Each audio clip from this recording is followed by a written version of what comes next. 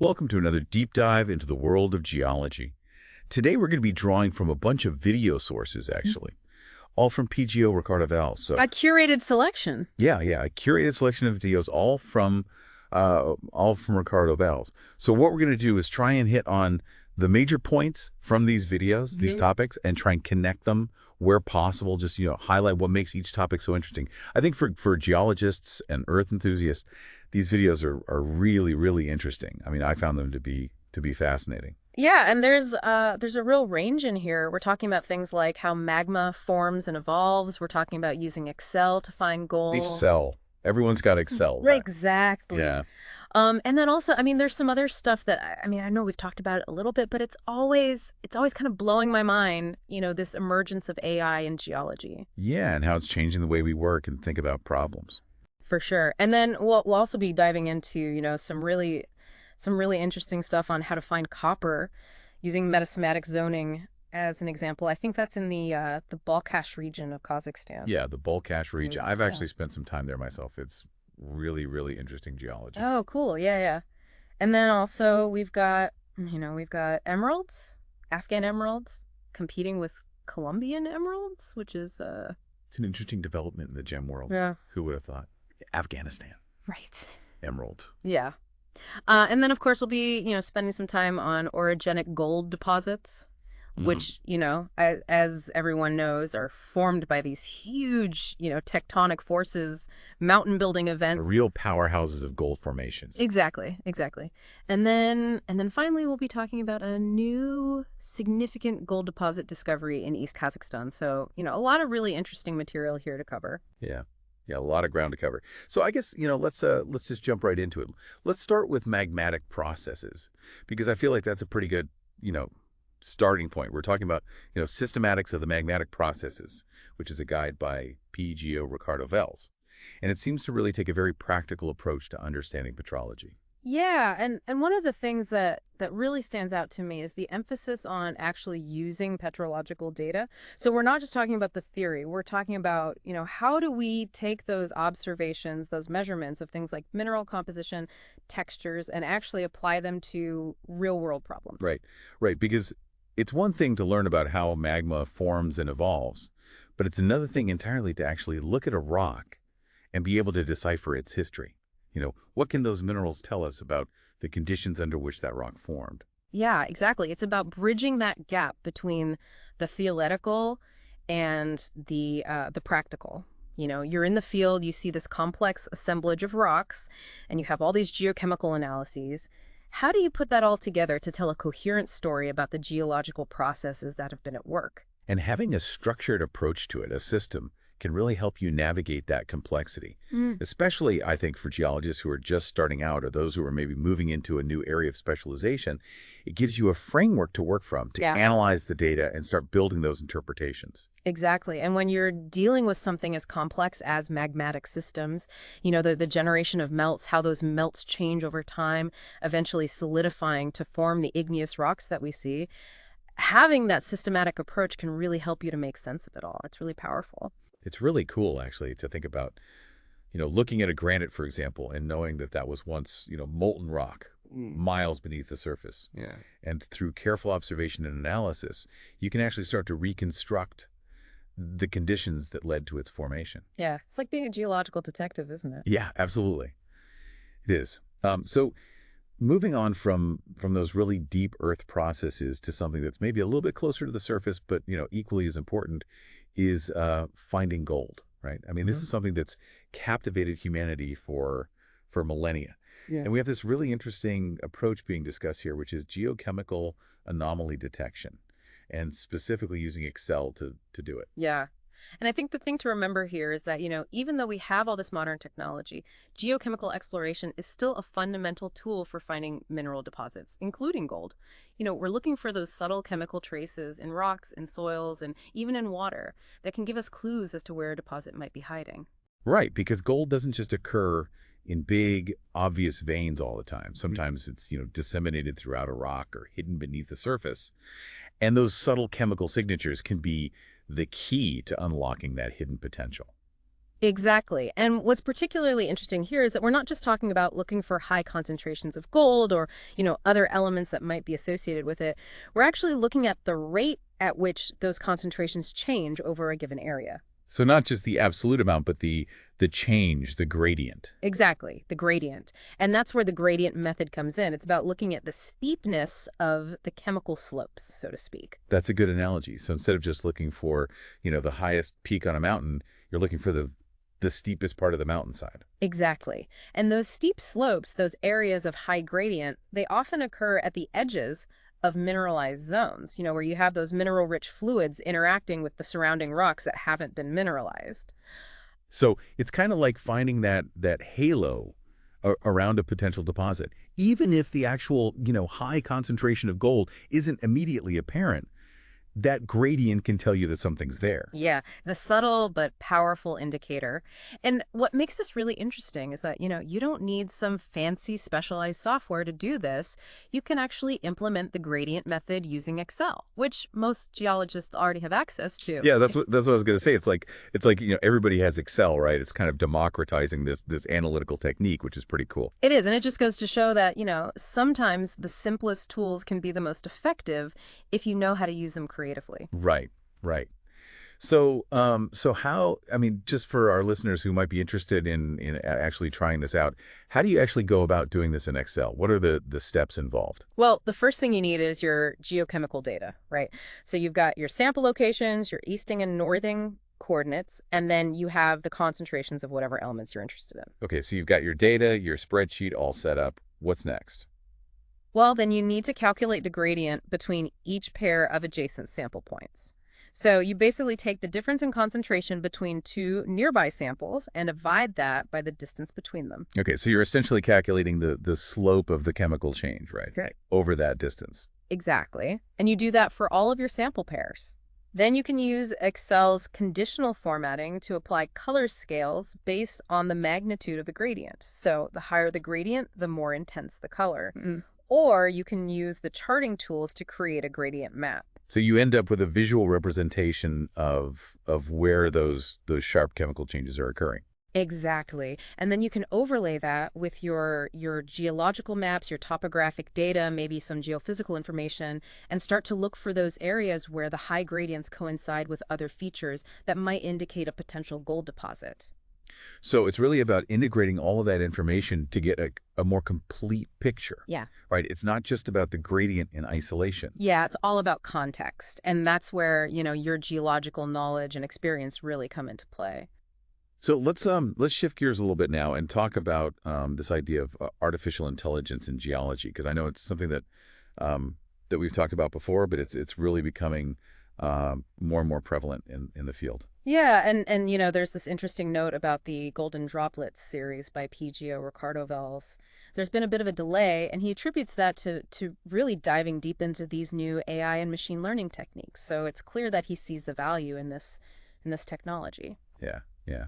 And it sounds like he's developing a really structured approach to incorporating AI into geological work, this path to knowledge idea. Yeah, so the way he describes it, it's broken down into four main blocks. So first you have acquiring the information, then you have reading and extracting the information from, papers or whatever it is. So that's where you're, gathering all of your data, your research. Yeah. And then the third block is processing that data using AI algorithms. And finally, you have presenting and writing up your results. So it's like a complete workflow, essentially. Yeah, it's a really holistic view of how AI can be integrated into the entire research and application process.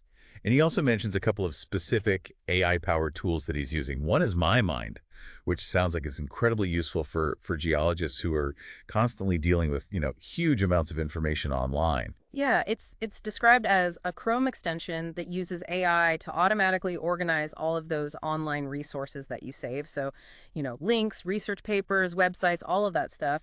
And the AI takes care of categorizing and tagging it, so you don't have to. So it's like having an AI assistant that's constantly tidying up your digital research space. Exactly. And then there's Untools, which sounds like it's more of a toolkit for broader thinking skills. Yeah, it's described as a pirate chest of techniques for for exploration, study, and investigation. Right. So it's not specifically about AI, but about, different approaches to problem solving, decision making, understanding complex systems. Yeah, it's about enhancing those cognitive skills that are so essential for geologists. Exactly. And it's designed to be really user-friendly so you can filter those techniques based on what you're trying to achieve. Whether you're trying to define a research question, evaluate different interpretations, or develop a conceptual model. And it sounds like it even provides links to more in-depth resources if you want to really dive deeper into a particular technique. Yeah, it's a really great resource. It sounds really cool. I mean, Yeah. it's clear that AI is becoming a really important part of the geologist toolkit, alongside those more traditional tools like hammers and compasses and microscopes. Yeah, and it's really exciting to see how it's changing the way we think about problems and approach our work. It's opening up all these new possibilities. Right, right. So let's move on to a specific application of geological knowledge, which is the very important task of finding copper deposits. And we have this really interesting example from the northeastern Balkash region in Kazakhstan, which, as you mentioned earlier, you've actually been to. Yeah, it's a fascinating place, geologically speaking. Yeah. And this region is known for its significant copper resources. And the key here is understanding the geological history of the area, the ancient volcanic activity, the tectonic movements, and this process called metasomatism. Yeah, metasomatism. I feel like we've encountered this term before, but maybe it's worth just revisiting it because it's such a key process in the formation of many ore deposits. So, what exactly is metasomatism? So in a nutshell, metasomatism is the process where you have these hot, chemically active fluids interacting with existing rocks. And these fluids, they can be driven by things like volcanic activity or deep-seated heat sources. And they have the ability to dissolve certain minerals in the rock and deposit new ones. So it's like these fluids are essentially altering the composition of the rock. Exactly. And it's not just about, adding or subtracting a few elements. It can actually completely transform the rock. What started as a basalt might end up as something completely different. So it's like a geological makeover. Exactly. And in the case of the Balkash region, those fluids have played a really important role in concentrating those copper minerals. And this process doesn't happen uniformly, right? That's where the concept of metasomatic zoning comes in. Right. So as those fluids move through the rocks, they encounter different conditions, different temperatures, different pressures, different rock types. And that leads to the formation of distinct mineral zones. So it's not just copper everywhere. It's concentrated in certain areas. Yeah, and that zoning pattern, it's like a fingerprint, essentially. It gives you clues about the history of the fluid flow and where those copper deposits might be located. And in the northeastern Balkash region, there's a very specific zoning pattern that's really informative for exploration. Yeah, so typically the central zone, which is close to those ancient volcanic centers that were driving the fluid flow, you'll find those copper sulfide minerals like chalcopyrite and bornite. And as you move away from that central zone, you often see a decrease in copper and an increase in other metals like lead, zinc, and silver. So understanding that zoning pattern can really give geologists a strategic advantage, right? It's like having a map that points you towards those areas that are more likely to host those copper deposits. Exactly. And it's not just about, looking at maps and reading about the geology. Geologists use a whole range of tools to explore for copper.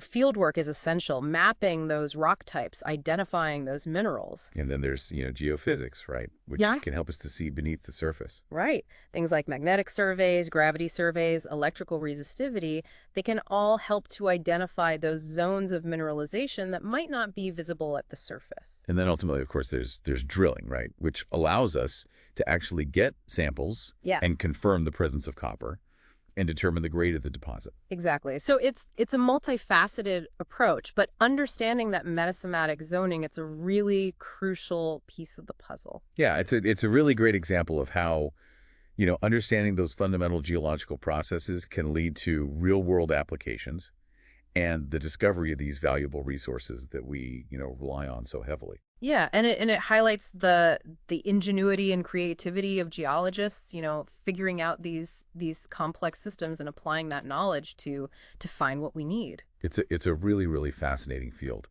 So now let's move from metals to something a little bit more sparkly. We're going to talk about emeralds, specifically the emergence of Afghan emeralds as competitors to the long established Colombian emeralds. I Mhm. mean, for centuries, Colombia has been, the place for emeralds. Yeah, it's synonymous with emeralds, those beautiful, vibrant green gemstones. Yeah, yeah, and so it's really interesting to see this new player emerge from Afghanistan of all places.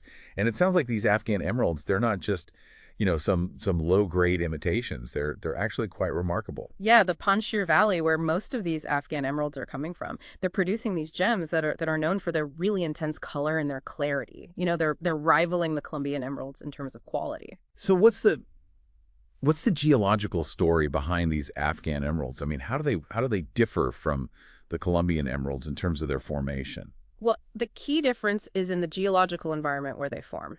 So, Colombian emeralds, they typically form in sedimentary rocks like black shales, and the chromium, which gives them that green color, it comes from fluids that are circulating through those rocks. Whereas Afghan emeralds, they form in a metamorphic setting. So they're forming in rocks like schists and gneisses that have been subjected to really intense heat and pressure during those mountain building events. So it's like they're formed in these geological pressure cookers almost. Yeah, Yeah. yeah, exactly. And that different origin, it actually leads to some subtle differences in the emeralds themselves. So even though they're both, beryllium aluminum silicate, they often have different trace element compositions and different types of inclusions. Yeah, and those inclusions, I mean, they're not just imperfections. They're actually really important for gemologists because Yeah. they can tell you a lot about the origin of the emerald. Yeah, they're like little fingerprints. They can reveal where the emerald formed and the conditions under which it formed. So Colombian emeralds, they often have these three-phase inclusions, which means you have a little pocket of liquid, gas, and a crystal all trapped inside. Oh, wow. That's so cool. Yeah, it's really amazing when you see it under a microscope. And then Afghan emeralds, they have their own characteristic inclusions that reflect their metamorphic origin. So it's really fascinating to think that these subtle differences in the geology of these two regions can result in these really distinct gemstones. Yeah, and it just shows how, the story of a gem, it doesn't start when it's cut and polished. It starts millions of years ago, deep within the earth. Right, right. It's a really really cool story. So let's switch gears again and talk about another really important commodity, which is gold. And specifically, we're going to be focusing on orogenic gold deposits, which, as we mentioned earlier, they're formed by these really powerful, mountain building events, these huge tectonic forces. Yeah, and orogenic gold deposits, they're really interesting because they don't just form overnight. They're the result of these really complex interactions between fluids, rocks, and heat and pressure over vast periods of time. Yeah, it's a long and involved process. Yeah, and one of the examples that we're looking at here is the Paraguay-Oncolite Belt in Africa, and specifically the Amonga Gold Prospect, which is a So this is in East Africa. yeah, yeah, and it's a really good example of how gold, which might start out very dispersed throughout the rocks, can become concentrated into these economically viable deposits. And the key to that process is hydrothermal fluids. Hydrothermal fluids. We've encountered them before when we were talking about metasomatism.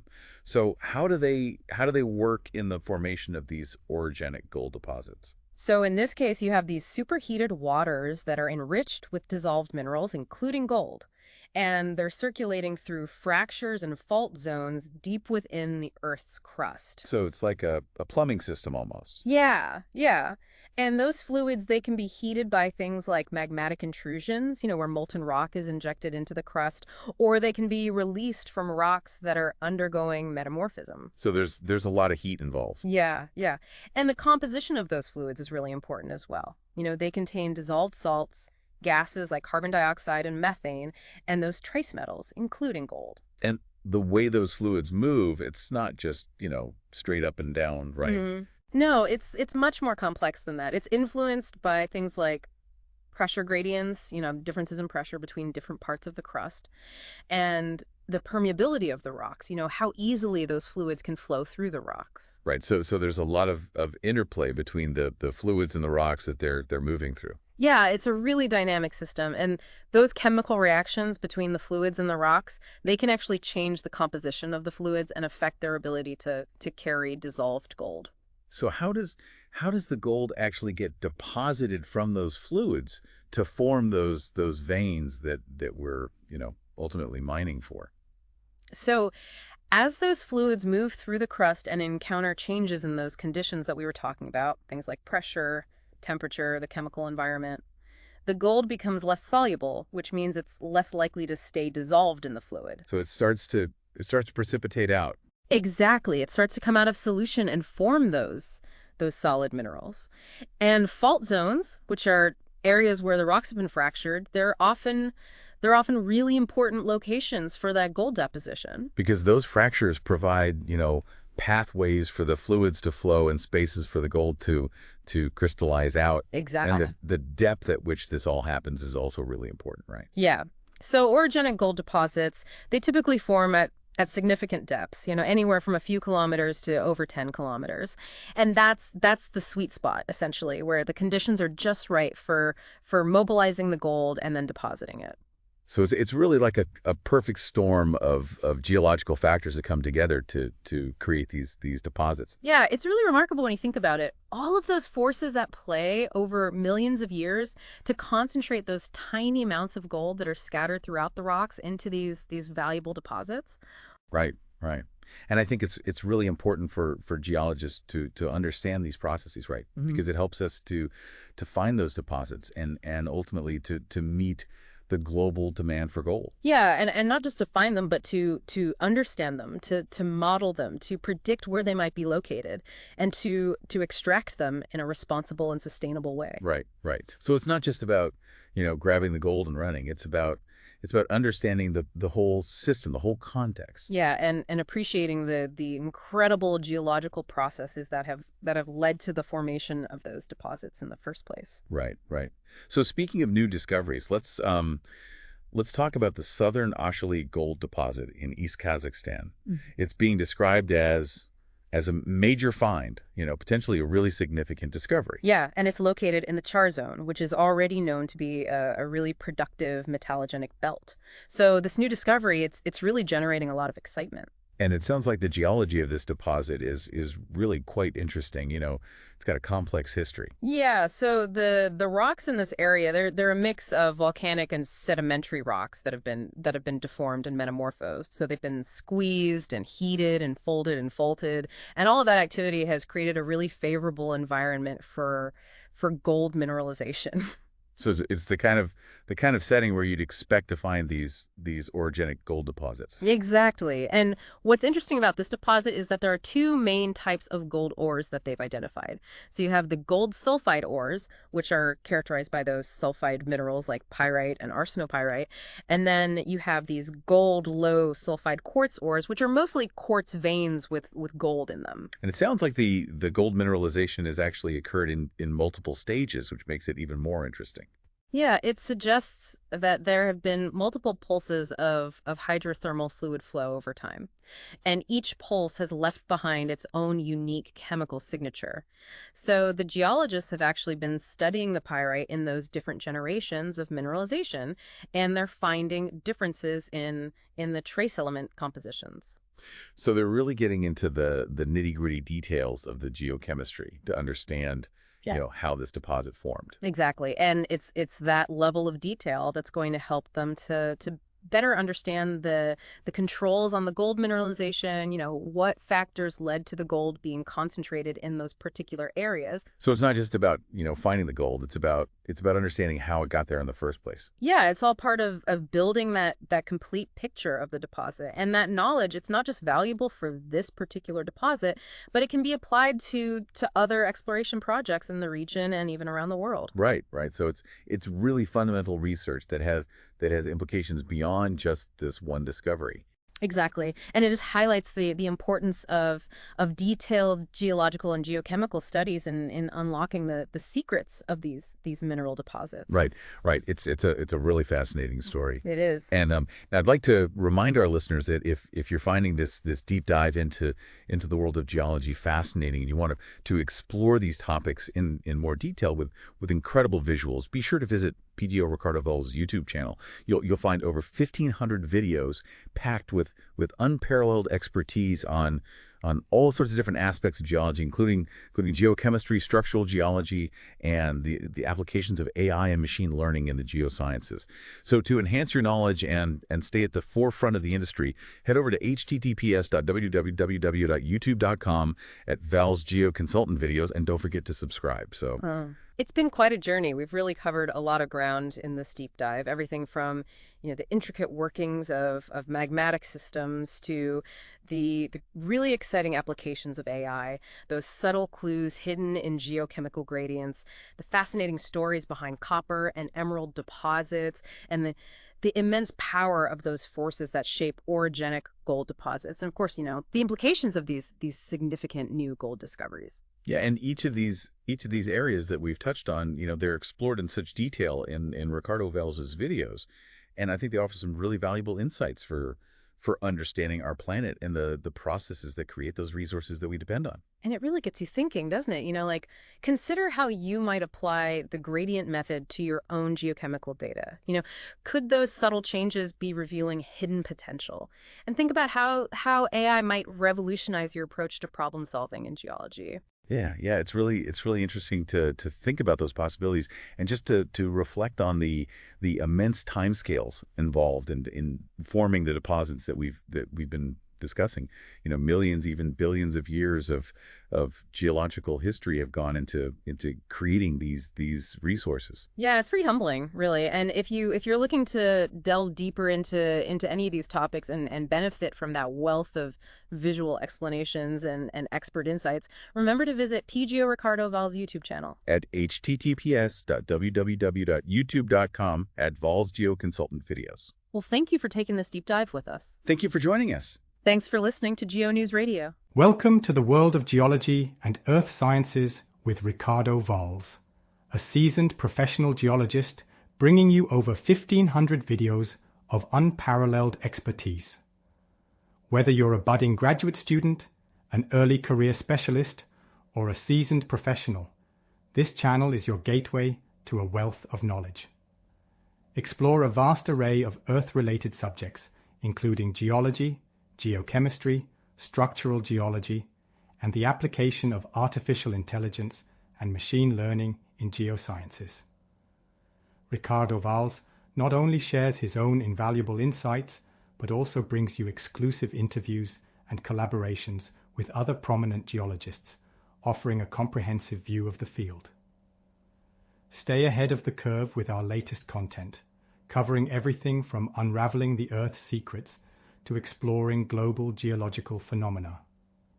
Don't miss this opportunity to enhance your knowledge and stay at the forefront of the industry.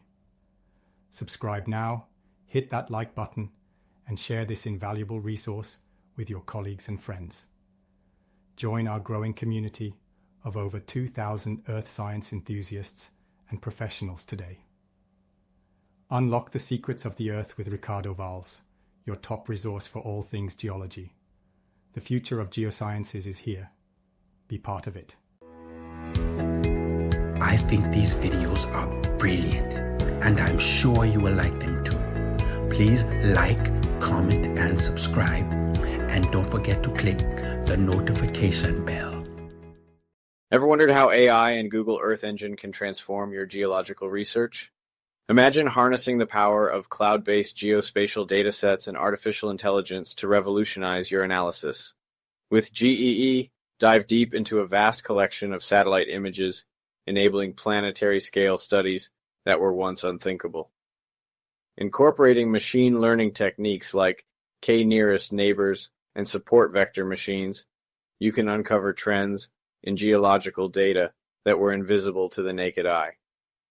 Think about how much time you could save on repetitive tasks, from mineral identification to mapping resources more effectively. AI isn't just a tool. It's the game changer your profession has been waiting for. Don't miss out on the opportunity to elevate your fieldwork and analytical capabilities. Ready to transform the way you explore the Earth? Discover how to harness these groundbreaking technologies today